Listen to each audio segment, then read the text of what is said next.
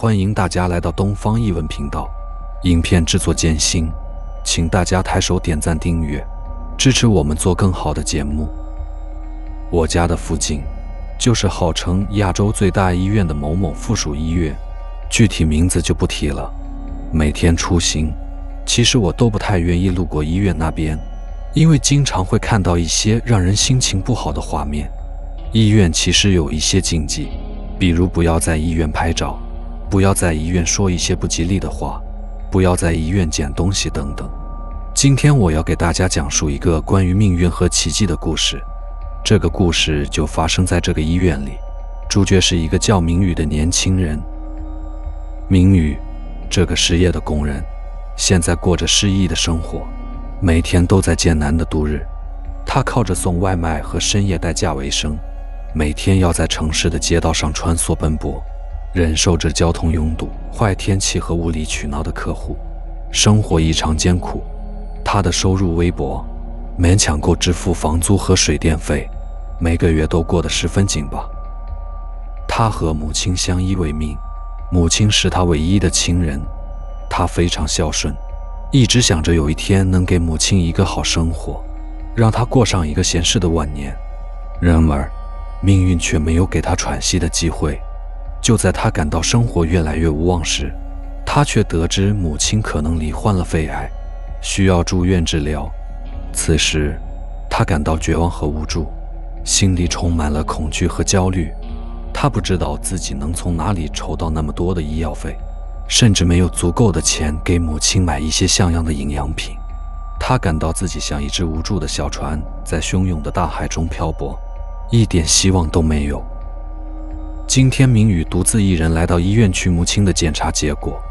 这所医院是一个极其知名的大医院，有好多栋建筑组成，有崭新的高楼，也有低矮的旧楼。癌症科室就在角落的那栋旧楼里面，墙壁上褪色的漆迹，地面上斑驳的污渍，显露出岁月的无情。灯光昏暗，走廊上弥漫出消毒水的味道，让人难受不已。明宇深深吸了一口气，进入了这个充满绝望和哀怨的环境。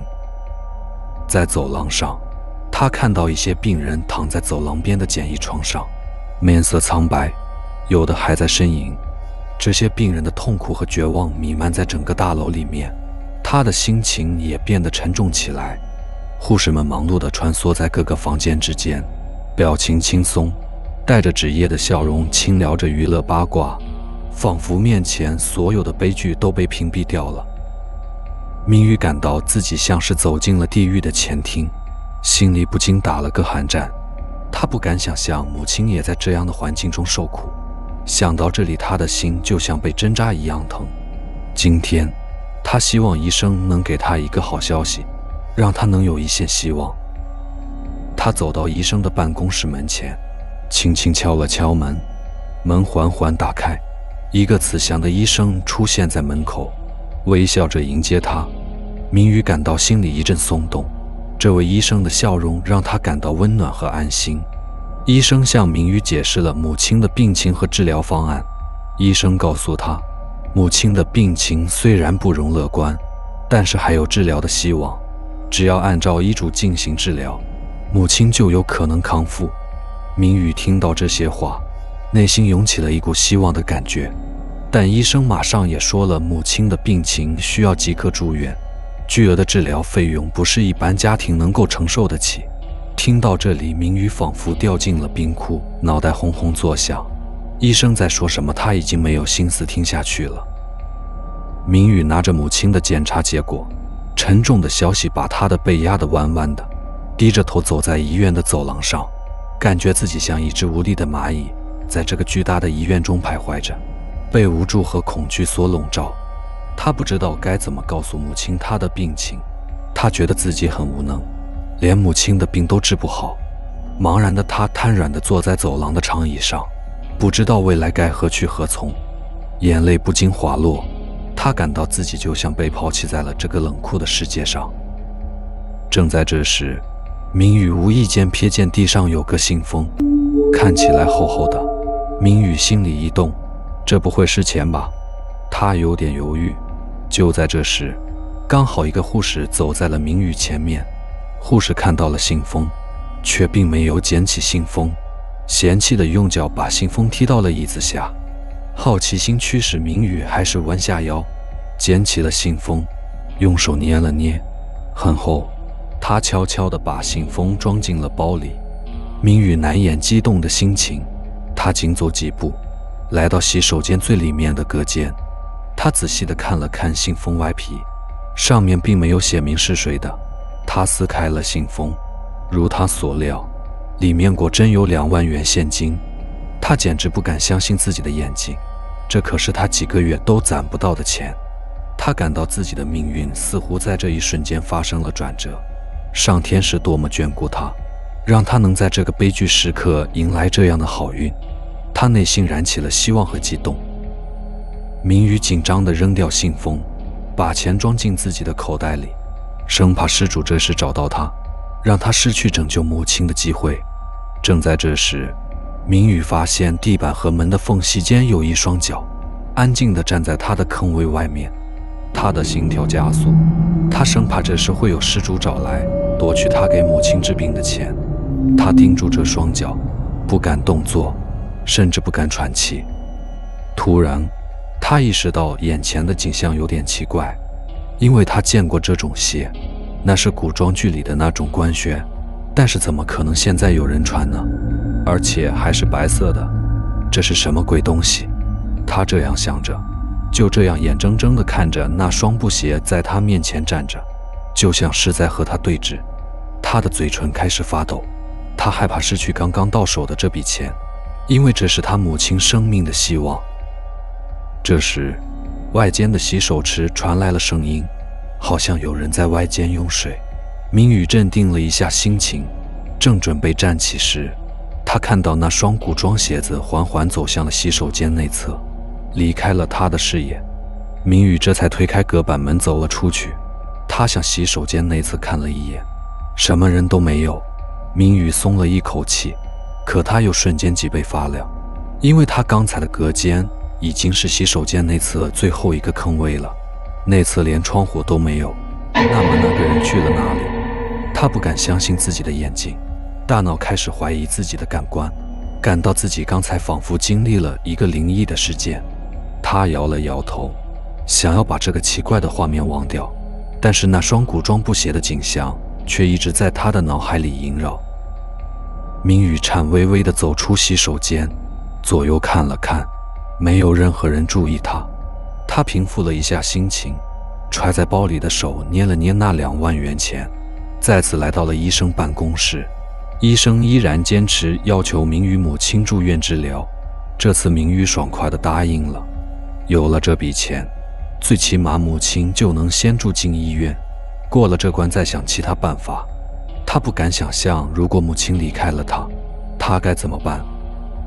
根据医生的指引，明宇来到了大厅的缴费窗口，紧紧握住手中的现金，仿佛生怕它会突然消失。心跳声在他耳边咚咚作响，感到一股莫名的紧张涌上心头。他环顾四周，看到周围的人们一个个都戴着口罩，让他感到更加孤单和不安。突然，他注意到身后有一个披着白色长斗篷的高个子身影，那个形象和环境是那么的格格不入，仿佛有一种阴冷的气息环绕住他四周。明宇的心跳声愈发加快，他试图忽略他，但是那个身影似乎一直在盯住他。明宇感到浑身发冷，他不知道那个身影想要干什么。他回头看了一眼，却看到那个身影的面部被模糊地遮盖住，让他感到更加恐怖。时间仿佛静止了，他感到自己的呼吸变得急促。他试图离开这个地方，但是他的脚就像被钉住了一样无法移动。明宇感到自己的身体被恐惧所支配，他不敢转身去看那个身影，但他知道他还在那里。最终，他的号码被喊出，他急忙交了钱，匆匆离开了缴费窗口，但是内心深处却一直感到不安和恐惧，不知道那个身影是否会一直跟着他。手握缴费单，明宇为母亲顺利完成了住院手续。他深吸了一口气，感慨命运的无常。长长的冷汗滴落脸颊，他用纸巾擦拭着冰凉的额头，急促地赶着离开医院。他再也不敢穿越医院的大厅，恐惧那个白色身影再次出现。虽然那人显然不是失主，却让他从心底深处感受到深深的恐惧。绕了半天，明宇终于来到医院后门的小厅，宁静无人。他松了口气，心想只需再走几步就能离开这里。然而，正当他瞥见墙根已融进的一瞬间，他呆住了。那个高个子的身影再次出现，这次竟然是在他的背后。他颤抖着转身欲逃，双腿却软弱无力。他不敢再看镜子，更不敢转过头去，心脏狂跳，身体颤抖，嘴唇发抖。他渴望求助，却发现四周空无一人，仿佛进入了异世界。孤独与绝望让他恐惧不已，无所依靠。他努力安慰自己，也许只是某个 cosplay 玩家，或许医院有什么活动，或许有人恶作剧。终于，明宇挪动着软弱的双腿走出了医院大楼。阳光洒落，他稍稍松了口气，内心却仍感不安，不知那身影到底意欲何为。然而，一切已经不重要了。他马上就能把母亲接来医院。他为今天的好运和眼疾手快感到庆幸，想着倘若先前那个护士拿走了信封，结果或许截然不同。明宇正在庆幸自己的好运，突然，一声急促的刹车声响起，接着是砰的一声，一辆疾驰而来的救护车突然撞向他，他来不及闪避，惨遭撞倒，剧烈的疼痛袭来，意识随即开始模糊。他努力睁开眼，再次看到了那高个子身影出现在马路对面，冷漠地凝视住他，面无表情，只有一双冰冷的眼睛。明宇心惊胆战，不知那身影何以为之。然而，一切已无法挽回。他的视线逐渐模糊，感觉生命在流逝。他想说些什么，却无法动弹嘴唇。那身影缓缓转身，消失在了黑暗之中。明宇的意识逐渐消失，他知道自己再也回不去了。与此同时，在医院的手术室，一位高龄老年病人在低成功率的手术中奇迹般的生还。医生与一众家属分享这个好消息，他们感到非常欣喜和感激，无数的鲜花塞给了主刀医生。而医院另一端的卫生间里，保洁大叔在整理卫生间的垃圾桶时，飘落出了一个撕破的信封。信封内壁有2行红字：俸金2万，借命一用。